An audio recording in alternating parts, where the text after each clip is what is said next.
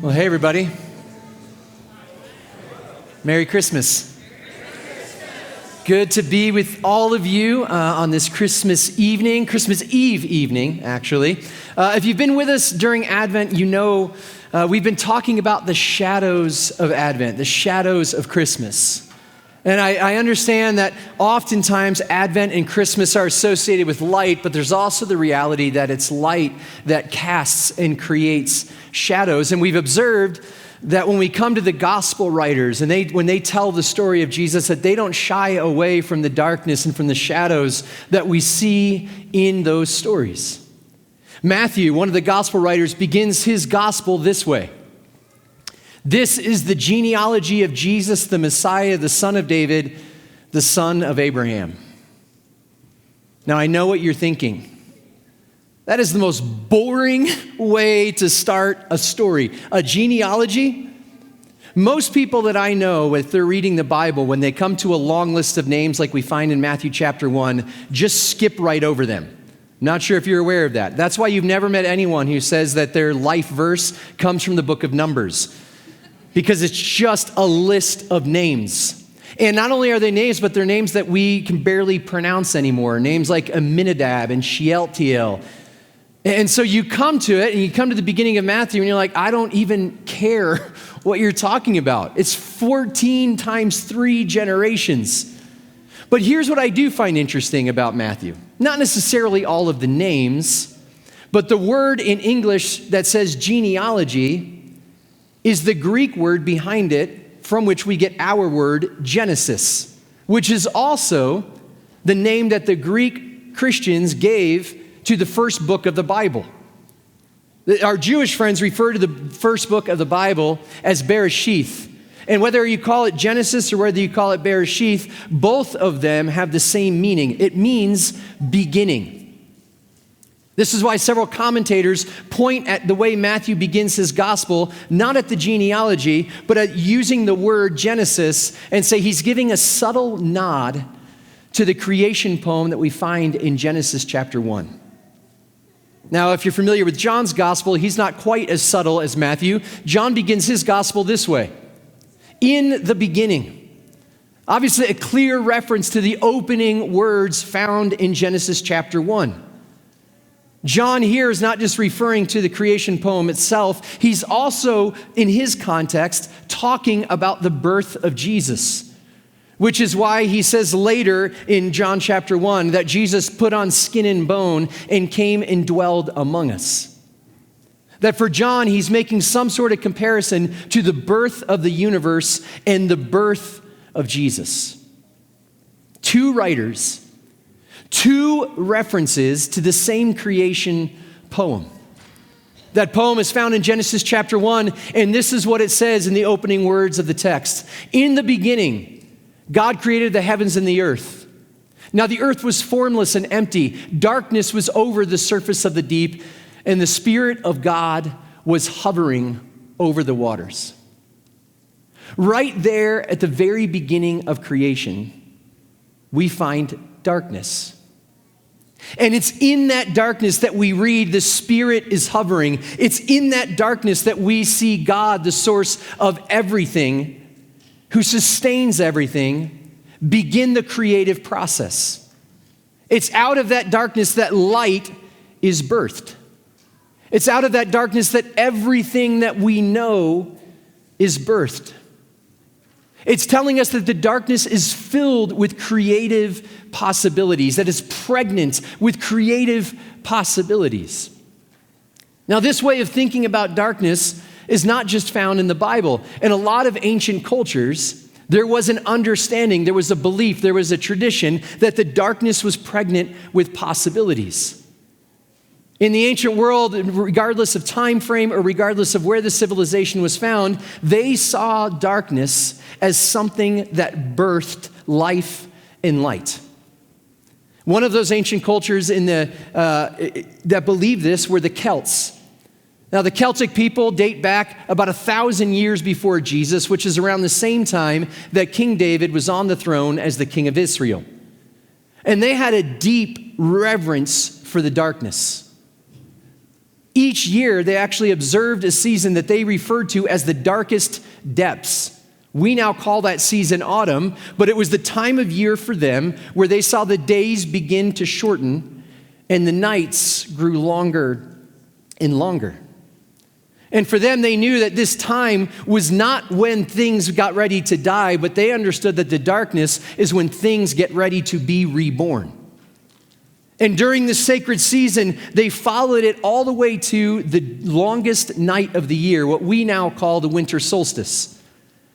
And they understood from observing nature that when it got to the longest night of the year, it was in that darkness that the sun began to shine longer and longer each day. That even in the deepest dark, the fresh radiance of the sun would once again begin to shine. This is why they actually marked their calendars, and the autumn, the deepest dark, the darkest depths, that was the beginning of their year every year, because they believed that is the darkness where things begin. Now, fast forward to about 3 centuries beyond Jesus, and it was the first time that the early Christians ever came into contact with the Celtic people. They went to the north of the Alps, and when they first engaged the Celtic people told them about this tradition they had regarding the darkest depths and how they would move into the darkest night of the year and all of the rituals they had to observe it, believing that once again the sun would be reborn. And those early Christians heard that and said to them, well, you're nothing but a bunch of pagans, and you're actually all wrong, and we're right, because we have the Bible that tells us this story.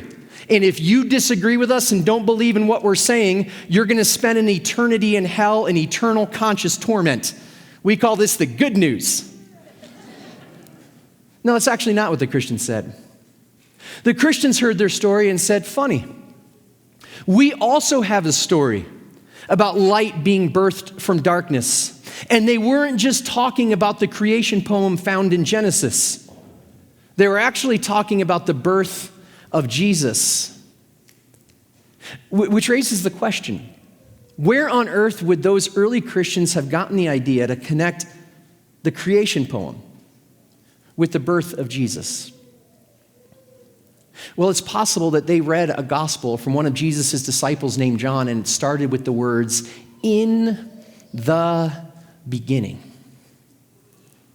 And the reason that we date Christmas to the time of year that we do here in the Northern Hemisphere is because it was those early Christians that understood that what we observed in nature was the same story the gospel writers were telling, that in the deepest dark, that's where the light is reborn.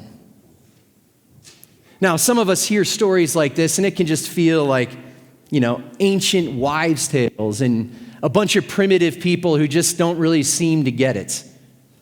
Because now, in our modern world, we're able to explain why the days lengthen and why the days shorten, given the axis of the earth and its rotation around the sun. And so we hear stories like this and we think, those are just myths. And if you think they're myths, I actually agree with you 100%. But I define myth in the way that Joseph Campbell defined myth. Joseph Campbell said myths are images that point towards something that is always true and sometimes happened.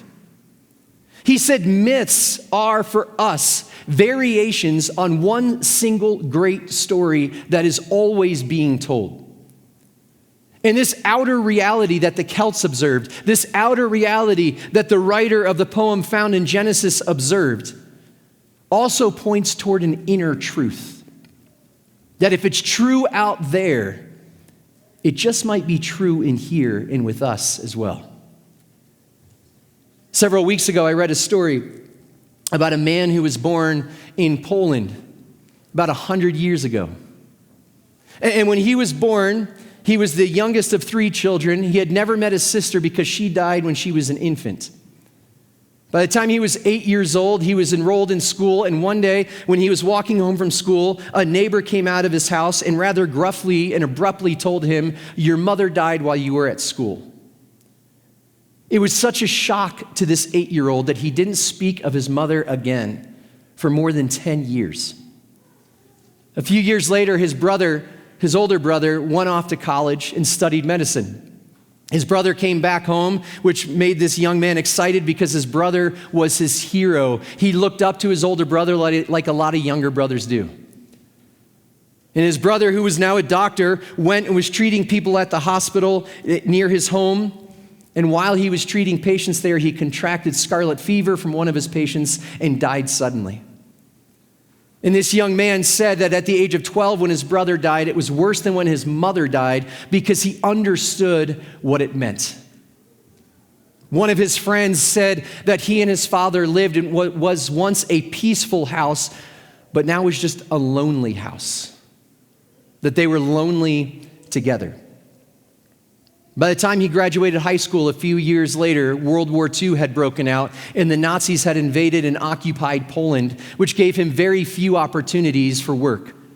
So he began working at a factory. 2 years into his job, he came home one day and he found his father was still in bed. He went to wake his father up, and when he placed his hand on his father's hands were cold, and he realized that his father too had died.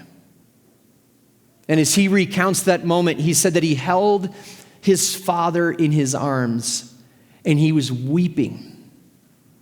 And he began crying out, "I'm so alone. At the age of 20, everyone I've ever loved is gone."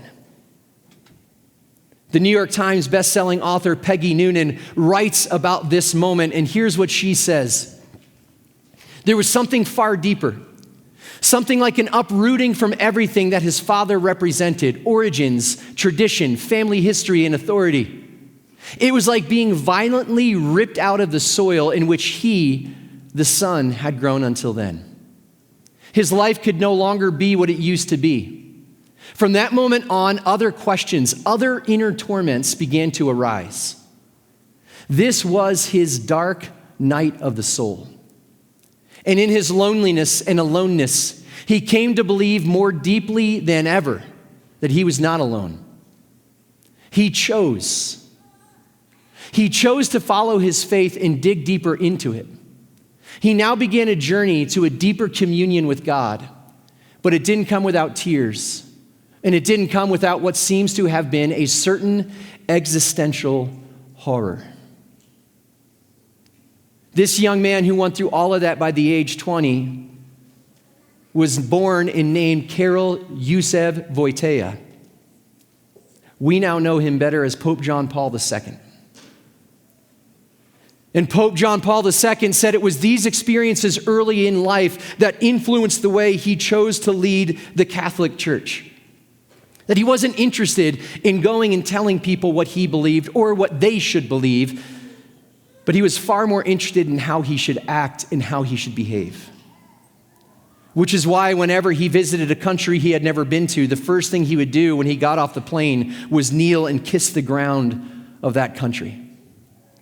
Which is why when he would travel, he wouldn't go to meet with dignitaries, but he preferred to go and see the imprisoned and the poor and the hungry and the lonely, especially those who were young.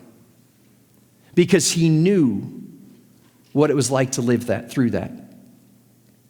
And he would say to those young people, the light of Christ is still within you, and it's waiting. It's interesting how experiences like that early on in life can shape a life in the way it shaped his. For some reason, I feel like a lot of us know this to be true, that we have these dark nights of the soul, and somehow something new is born within us when that happens. And I imagine in a room like this, many of us have had those moments. I know I have. Whether it's been the loss of a loved one, whether it's been times for me of extreme doubt in who God is or what the Bible is supposed to be. I recall one when I got fired from a job when my wife was pregnant with our second child. And I felt so isolated and so alone. And have you ever noticed when things are really bad for you, it seems like everyone else is doing just great? Like I didn't even want to talk to people. And I remember one night Shortly after all of that happened, it was winter and I was in Michigan, which means it was bitterly and inexcusably cold, but I still decided to go for a walk.